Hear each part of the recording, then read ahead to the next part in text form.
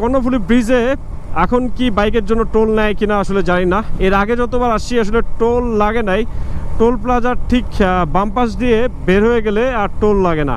এবারও দেখি সেটাই করার চেষ্টা করব। টোল প্লাজা থেকে বাম দিকে ঢুকে যাব, ঢুকে গেলে আর টোল লাগবে না। এই যে বাইকগুলো দেখেন সব বাম দিকে ঢুকে যাচ্ছে আর কি, সো আর টোল লাগবে না।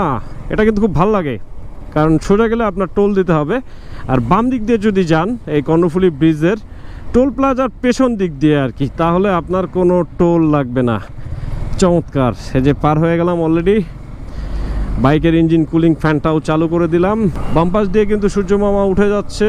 এখানে রোড সাইন দেওয়া হয়েছে কক্সবাজার সোজা স্বাগতম চট্টগ্রাম দক্ষিণ সড়ক বিভাগ, welcome to Chittagong south road division. চমৎকার রাইড চলতেছে। আর এই গোল চত্বরের নাম কি যদি কেউ জানেন তাহলে অবশ্যই ভিডিও কমেন্টে জানাবেন।